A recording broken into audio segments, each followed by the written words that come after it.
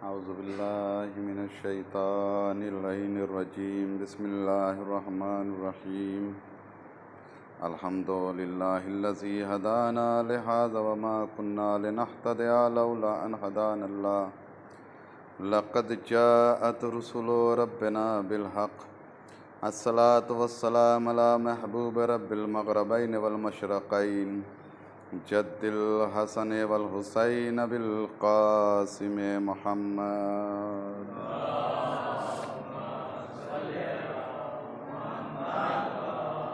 व अला अहलि बैतिही तय्यबीन अत्ताहिरीन अल मासूमीन अल मज़लूमीन व लअनतुद दाइमा अला अदाइहिम मिनल आन इला क़ियाम यौमिद्दीन।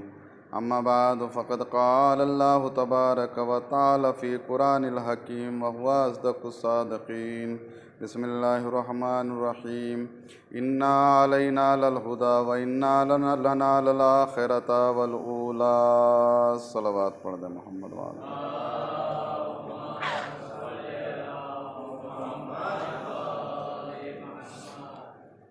अज़ान मोहतरम बरादरान अज़ीज़, मुख्तसर सा बयान आपकी खिदमत में। सबसे पहले सातवें इमाम मूसा काज़िम अलैहिस्सलातु वस्सलाम की विलादत व सआदत के मौके पर आपको मुबारकबाद पेश करता हूँ और एक सलावात के साथ में जो है वो अपने आखिरी इमाम ज़माना की शान में जो है वो तबरीक पेश करते हैं।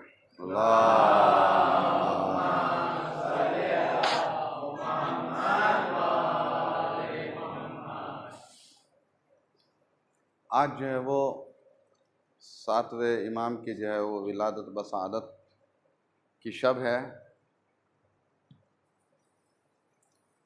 हमारी तरफ आइम्मा की हिदायत है कि हम उनकी खुशी में खुशी मनाएं और उनके गम में गम मनाएं। आपकी विलादत के मौके पर ज़्यादातर जो है वो महफ़िलें नहीं होती, क्योंकि अय्याम अज़ा जो है वो चल रहे हैं। ज़्यादातर लोग जो है वो अय्याम अज़ा में मशगूल रहते हैं। बहुत कमी के साथ जो है वो आपकी विलादत पर महफ़िलें मनाई जाती हैं। हो सकता है दुनिया में आज भी देख लें कि ज़्यादातर मौके पर मजालिसें हो रही होंगी। तो लिहाजा आज जो है वो खुशी की शब है। इमाम की विलादत की शब है। आपकी विलादत 7 सफ़र 128 हिजरी में हुई। 128 हिजरी और आपकी शहादत 25 रजब और 183 हिजरी में हुई है। यानी हिजरत के एतबार से अगर हिसाब लगाया जाए तो आपकी उम्र मुबारक जो है वो 55 साल बैठती है। 55 साल जो है वो आपकी उम्र मुबारक है और आप तकरीबन ज़्यादा कर अरसा जो है वो आपका कैद खाने में गुजरा है। 14 साल कम नहीं होते, 14 साल आप जो है वो कैद में रहे। लेकिन ये एक मौजज़ा ही तो है कि आपके जो है वो 38 औलाद हुई, जिसमें से 18 बेटियां।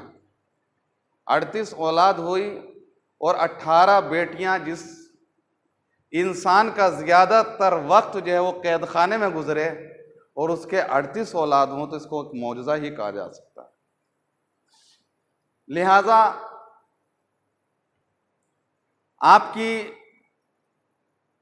विलादत जो है वो रबुआ, मक्का और मदीने के दरमियान में एक गांव है, एक इलाका है जिसको रबुआ कहते हैं।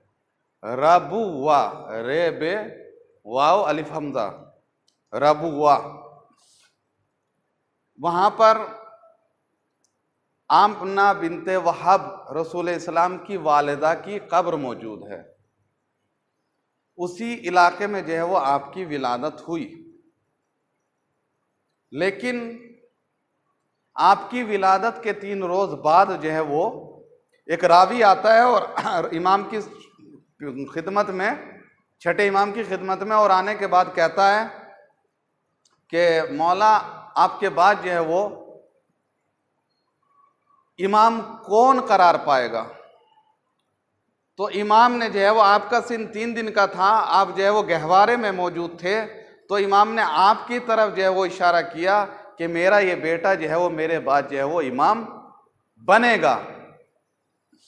आपने जो है, रावी ने उनको सलाम किया, आपको जवाब दिया। तो रावी कहता है कि मेरा एक कंफ्यूज था, जो मुझे हो रहा था। वो कंफ्यूज क्या था? क्योंकि वो ज्यादातर लोग ये समझ रहे थे कि इमाम का बड़ा बेटा जो है वो इमाम बनेगा इमाम के बाद। और बड़े बेटे कौन थे? इस्माइल नाम था आपका, सबसे बड़े बेटे इस्माइल, के जो तकवाओ परहेजगारी में बहुत ज्यादा मशहूर थे। तो लिहाजा लोगों का नजरिया था कि यही इमाम बनेंगे।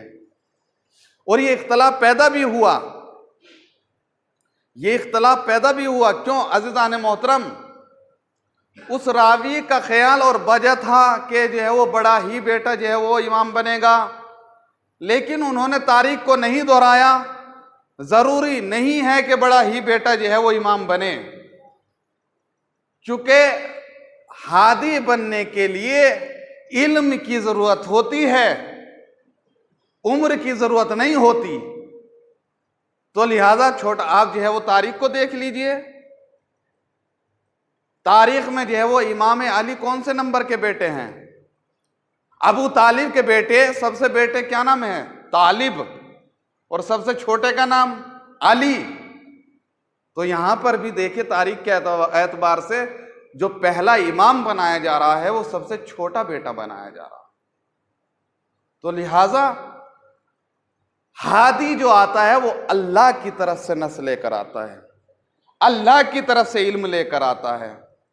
और जब जनाब इस्माइल, जो इमाम, छठे इमाम के बेटे थे सबसे बड़े इस्माइल, जब उनका इंतकाल हुआ, इमाम की जिंदगी में इंतकाल हो गया और सफर में इंतकाल हुआ, लिहाजा इमाम इस वजह से अपने बेटे को मदीने लेकर आए थे मैयत को। क्यों? इसलिए कि क्योंकि उनको मालूम था कि एक ख्याल ये भी चल रहा है कि इनका बेटा ये इमाम बनेगा और इनके मुतालिक इख्तलाफ पैदा होगा।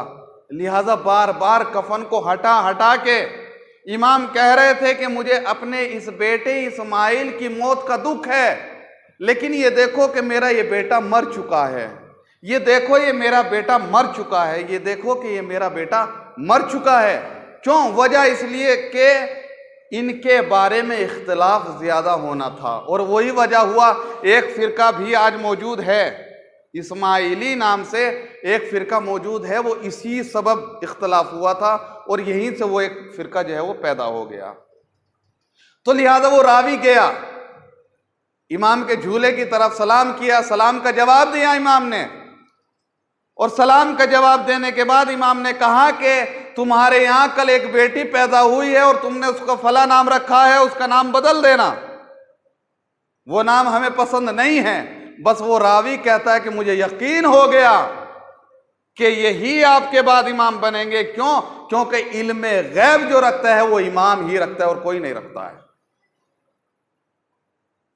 तो लिहाजा इमाम की रबुआ में पैदाइश हुई है। आपकी वालदा का नाम हमीदा खातून नाम है, बाप का नाम आप जानते हैं, छठे इमाम इमाम जाफर सादिक अलैहिस्सलातु वस्सलाम।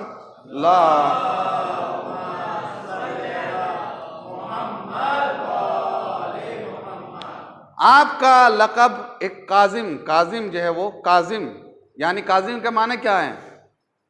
गुस्से वाला, यानी गुस्सा जो करे और उसके बाद पी जाए।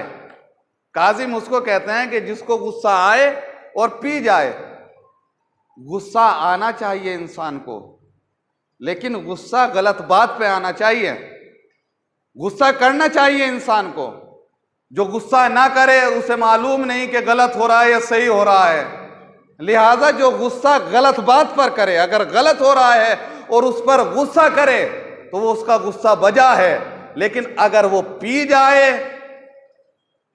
तो उसको जो है वो रिज़ाए परवरदिगारा मिल जाएगी। तो लिहाजा आपको काजिम इसलिए कहा जाता था कि आपको गुस्सा आता था लेकिन आप उस गुस्से को पी जाते थे। दूसरे अलकाब में से आपका लक़ब बाबुल हवाइज, यानी मुरादों को पूरा करने वाले, बाबुल हवाइज कहा जाता है। और यह लक़ब आपकी शहादत के बाद मिला। बाबुल हवाइज यानी आपके दरवाजे पर लोगों की, चाहने वालों की हाजतें पूरी होती हैं। बाबुल हवाइज और अब्दुस सालेह, बिल्कुल ये दोनों लक़ब इसी तरीके से हैं जिस तरीके से हजरत अब्बास को मिले। हजरत अब्बास को भी बाबुल हवाइज कहा जाता है और अब्दुस सालेह भी कहा जाता है। उनके भी ये दो लक़ब हैं और आपके भी ये दो लक़ब हैं। और आपकी कुन्नियत क्या है? आपकी कुन्नियत क्या है? अबुल हसन। अभी आपने जो है वो दुआए तवस्सुल में सुनी है, या अबुल हसन, तो आपकी कुन्नियत जो है वो अबुल हसन है। तो लिहाजा अज़ीज़ान मोहतरम, आपने अपने दौर में एक उसूल बनाया कि आपने जो है वो अपने वकोला को पैदा किया, उनको इल्म सिखाया और इल्म सिखाने के बाद जगह जगह, बस्ती बस्ती, करिया करिया उनको भेज दिया ताकि वो वकला जाएं और जाने के बाद आपकी तरफ से वो उनके मसाइल को हल करें, वो उनके मसाइल को हल करें। देखिए अज़ीज़ान मोहतरम, ये इमाम ने उसूल बनाया था और ये इमाम का बनाया हुआ दस्तूर है कि पहले इल्म हासिल करें उलमा, और इल्म हासिल करने के बाद इमाम की तरफ से वकील बनने के बाद फिर करिया करिया जाए और जाने के बाद आपकी तरफ से तबलीग करें, अहकाम शरीयत को पहुंचाएं। और ये दस्तूर अल्हम्दुलिल्लाह आज तक चलता आ रहा है, जिस दस्तूर पर बहुत से उलमा और खासकर आयतुल्लाह सिस्तानी व आयतुल्लाह खामनाई मौजूद हैं। ये दस्तूर आप ही ने चलाया था। तो अब अगर आज कहीं दुनिया में मुज्तहिद इनके बारे में खिलाफ बोला जा रहा है, उनको बुरा भला कहा जा रहा है, तो गोया वो उन मुज्तहिदीन को बुरा नहीं कह रहे हैं, वो उन मुज्तहिदीन को गाली नहीं दे रहे हैं, बल्कि इमाम के बनाए हुए कानून और उसूल की खिलाफ वर्जी कर रहे हैं। तो जो अखबारी और मलन इमाम के बनाए हुए उसूल और कायदे की खिलाफ वर्जी कर रहे हैं, तो इसका मतलब उनको शिया नहीं कह सकते। वो शिया नहीं हैं, वो इमाम के मानने वाले नहीं हैं, बल्कि वो मफाद परस्त हैं। वो उनके कुछ मफाद हैं जिसकी वजह से निकल रहे हैं कि वो उलमा को गाली दे रहे हैं, वो उलमा को बुरा कह रहे हैं। तो लिहाजा हमारी जिम्मेदारी है, खुतबाओ, उलमाओ और तमाम अवाम और मोमिनीन की जिम्मेदारी है कि अगर कोई उलमा को इस तरह बुरा भला कहता है, तौहीन करता है, तो उसकी बड़ी शिद्दत से मुखालफत करनी चाहिए। हमारे लिए ज़रूरी है। बस अज़ीज़ान मोहतरम, मैंने ख़त्म किया। वक्त गुजरता गया, इमाम जो है वो हिदायत करते रहे, लेकिन इमाम को कैद खाने में रखा हुआ है। और अज़ीज़ान मोहतरम, यही तो वजह है, या तो नानी खदीजा के माल की वजह से इस्लाम दुनिया में फैला, या खदीजा के नवासों के जरिए से इस्लाम फैला।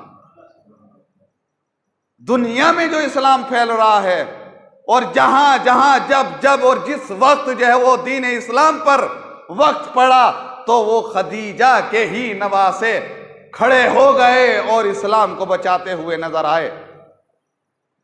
इमाम मूसा काजिम जो है वो कैद खाने में है, जेल में है। इधर एक शख्स है, वो लोगों को अपनी तरफ माइल कर रहा है। किस तरीके से माइल कर रहा है कि कोई आए, अपना नाम बताए और जो पूछना चाहे वो अपने बारे में पूछ ले।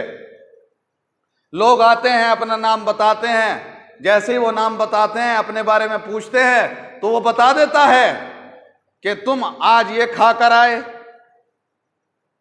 तुम्हारा आज तुम्हारी बीवी से झगड़ा हुआ, तुम अपने बच्चों को खाना खिला कर आए।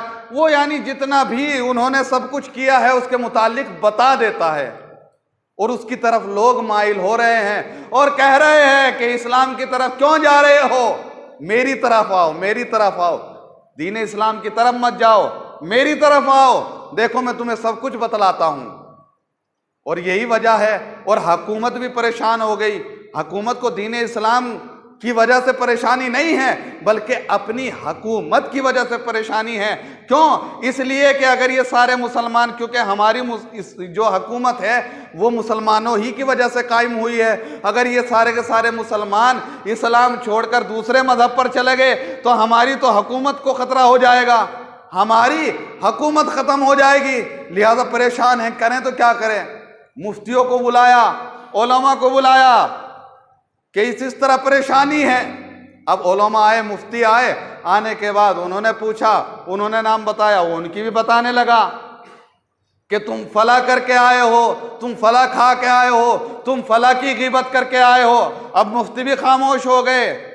डर भी है कहीं ऐसा ना हो कि जो हम हाकिम के खिलाफ जो है वो गिबत करते हैं, कहीं ये ना हो कि वो हमारी जो हम गिबतें करते हैं उसके बारे में ना हाकिम को बता दे। तो लिहाजा परेशान। अब हाकिम कहते हैं तो करा जाए, क्या करे। तो एक मर्तबा बस वो मुफ्ती और उलमा और मौलवी जो है वो सर लटका कर एक मर्तबा कहते हैं कि बस अब इस परेशानी को तो एक ही कर सकता है, हल कर सकता है। कहा वो कौन है? कहा वो अली का लाल है। कहा कि वो अली का ही लाल है कि बस जो इस परेशानी को हल कर सकता है। देखिए, बंद इस वजह से किया था इमाम मूसा काजिम को कैद खाने में, क्योंकि इनके फजाइल दुनिया तक न पहुंच जाएं। लेकिन परवरदिगारा ने ये मजबूर करके बतला दिया कि हम तुम्हें इतना मजबूर कर देंगे, इतना मजबूर कर देंगे तो कि तुम इनको रिहा करने पर मजबूर हो जाओगे और इनके फजाइल और मनाकिब दुनिया के सामने आ जाएंगे। लिहाजा मजबूर हो गए, इमाम को कैद से निकाला गया। इमाम आए, आने के बाद अब लोग तो ये पूछ रहे थे उससे कि ये बता कि हमने क्या खाया, हमारे साथ आज क्या हुआ। लोग उससे सवाल कर रहे थे, वो उनका जवाब दे रहा था। अब इमाम ने उससे ये नहीं कहा कि मैंने क्या खाया, मैंने क्या किया। इमाम ने ये कहा कि ये बतला कि जो तू ये तेरे पास इल्म आया है ये किस वजह से आया है, किस चीज की बदौलत आया है। उसको पसीने आ गए, उसको पसीने आ गए कि अब तो मैं लोगों की बताया करता था, लोग मुझसे सवाल करते थे, मैं लोगों को बताया करता था, अब मुझे इनको बताना पड़ गया, इन्होंने ऐसा सवाल कर लिया। अब एक मर्तबा इमाम ने कहा कि देख, तेरे पास जो ये सिफत आई है, लोगों को बता रहा है, जो तेरे पास इल्म आया है, ये अंबिया की सिफत है, ये औलिया की सिफत है, ये रसूल की सिफत है, ये इमामों की सिफत है। कहा करता क्या है? कहा कि बस सिर्फ मैं ये करता हूं कि जो भी मेरा नफ्स कहता है कि ये कर, तो मैं उसकी मुखालफत करता हूं। अगर मेरा नफ्स कहता है कि खाए जा, तो बस मैं वहीं पर खाना छोड़ देता हूं, मैं अपने नफ्स की मुखालफत करता हूं। इमाम ने कहा कि बस ये तो अंबिया, रसूल, इमाम, इनकी सिफत है, लिहाजा करता क्या है? कहा कि यही करता हूं बस कि अपने नफ्स के मुतालिक उसकी खिलाफ वर्जी करता हूं। कहा अच्छा, खिलाफ वर्जी करता है। कहा कि अपने उसूल पे कायम रहेगा।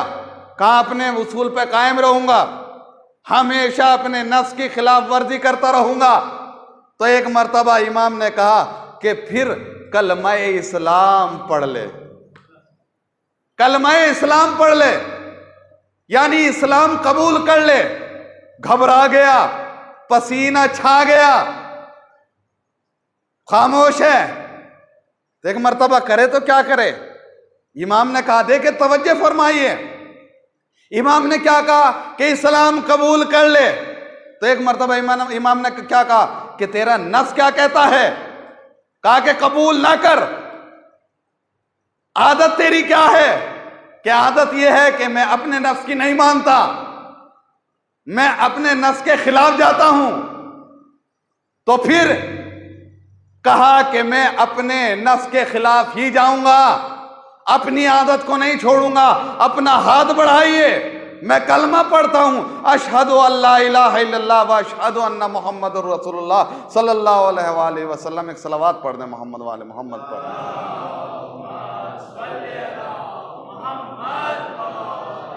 अब उसने इस्लाम ले आया, अपने नफ्स की नहीं मानी, अपने नफ्स की नहीं मानी। अब जब इस्लाम ले आया, इस्लाम लाकर अपने घर चला गया। अब कुछ दिन के बाद इमाम ने अपने गुलाम को भेजा, अपने खादिम को भेजा, और भेजने के बाद कहा कि जा अब इससे सवाल कर, देख जाके अब जवाब देता है नहीं देता। अब उस गुलाम ने जाकर सवाल किया कि मैं फला इमाम की तरफ से आया हूं, बता मैंने आज क्या खाया, मैंने क्या किया। अब वो खुजा रहा है, कभी वो कुछ कर रहा है, उसको कुछ पता ही नहीं है, मालूम नहीं है। और यहां पर अज़ीज़ान मोहतरम एक दर्स है हमारे लिए, एक दर्स है, क्योंकि यहां पर उसके जहन में आ सकता है कि इससे तो इस्लाम से तो बेहतर मेरा पहला दिन था, जब कुफ्र पर था तो मैं दमादम हर एक के सवाल का जवाब देता था। आज इस्लाम लाने के बाद मैं कुछ भी नहीं बता रहा हूं, जब सबसे बड़ा आलिम था, लिहाजा आज वजह क्या हो गई। और यहां पर जब लोग हमसे कहते हैं तो मोमिन भी यही सवाल कर बैठता है कि जब तुम अली के मानने वाले हो तो तुम्हें अली ने क्या दिया। अब्बास बाबुल हवाइज है, तुम्हें अब्बास अता क्यों नहीं करते। मूसा काजिम जो है वो बाबुल हवाइज है, तुम्हें वो क्यों अता नहीं करते। तुम आज भी मुश्किलों में पड़े हो, तुम आज भी परेशानियों में पड़े हो, तुम आज भी दुआ पे दुआ करते हो, तुम्हारी आज भी दुआ कबूल नहीं हो रही है। तो लिहाजा उसके दिल में भी यही आया कि इससे तो बेहतर पहले ही मजहब था।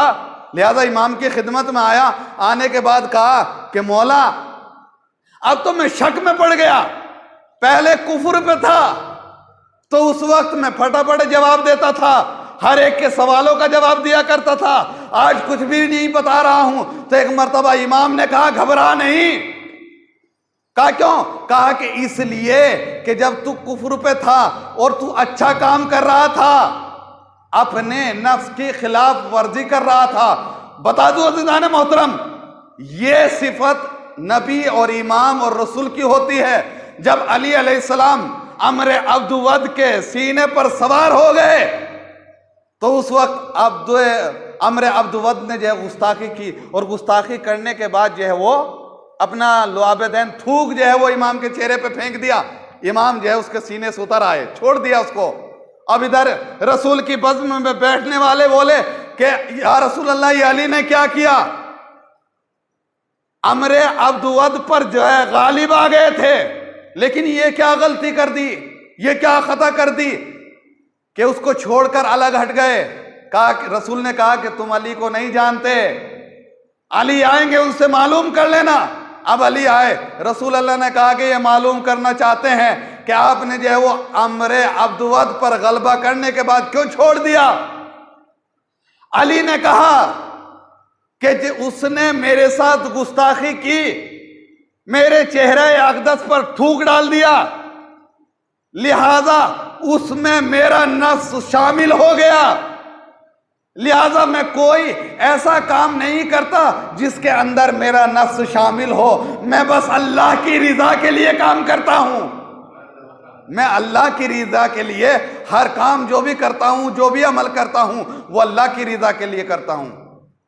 अल्लाह ने सवाल किया अली से, ए अली, अगर तुम्हारे लिए एक जन्नत का दरवाजा खुला है और एक मस्जिद का दरवाजा खुला हुआ है, तो तुम किस दरवाजे में जाना पसंद करोगे?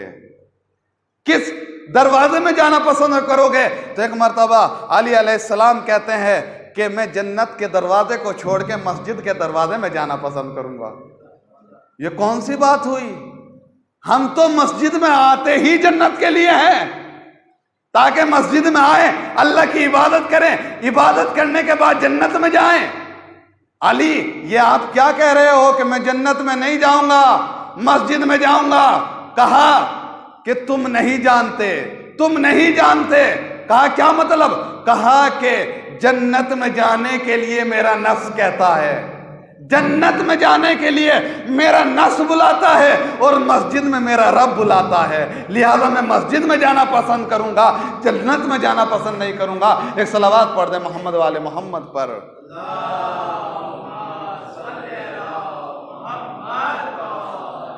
अब वो कहता है कि मौला जब काफिर था तो हर एक के सवाल का जवाब दे रहा था, अब तो मुझे कुछ भी नहीं आता। कहा कि घबरा नहीं, जब तू काफिर था तो परवरदिगार आलम तू अच्छा काम कर रहा था, अपने नफ्स की खिलाफ वर्जी कर रहा था, अच्छा काम कर रहा था और काफिर था, लिहाजा परवरदिगारा तुझे इसी दुनिया में उसकी जज़ा दे रहा था, उसका ईमान दे रहा था, लिहाजा तेरे अंदर ये सिफत पैदा हो गई थी। अब तू ईमान ले आया, मुसलमान हो गया, अब परवरदिगारा चाहता है कि तुझे जितने भी ये इनामात हैं तुझे वो आखिरत में दे, तुझे जन्नत में दे। तो अज़ीज़ान मोहतरम, ऐ शियाने अहले बैत, घबराना नहीं।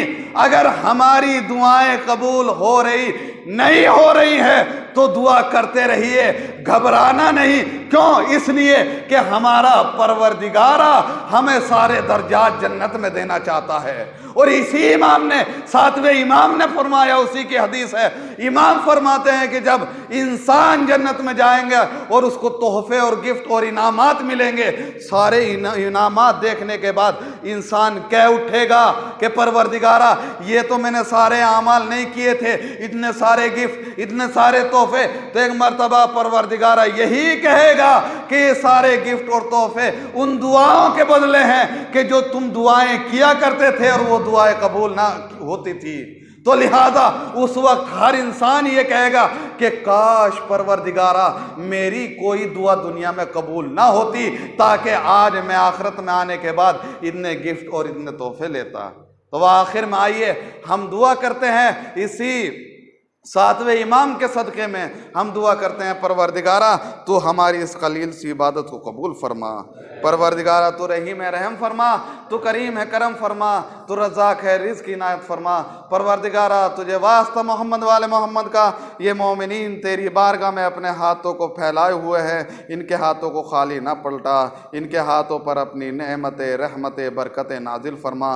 परवरदिगारा तुझे वास्ता मोहम्मद वाले मोहम्मद का, हमारे मरहूमीन की मग़फ़िरत फरमा, उनको जवार आइम्मा में जगह इनायत फरमा।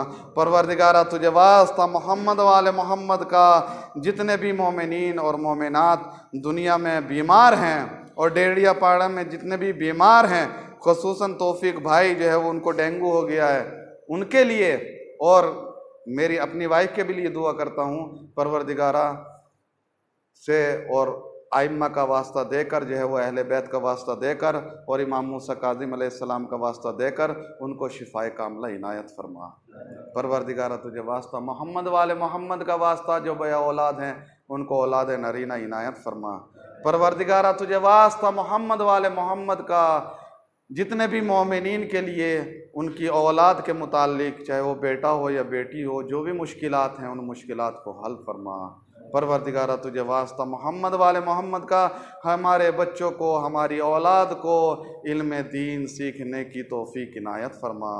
परवरदिगारा तुझे वास्ता मोहम्मद वाले मोहम्मद का, तेरी आखिरी हुज्जत और हमारे आखिरी इमाम के ज़ुहूर में ताजील फरमा, ताजील फरमा, ताजील फरमा। व तक़ब्बल मिन्ना व अंत समीउल अलीम।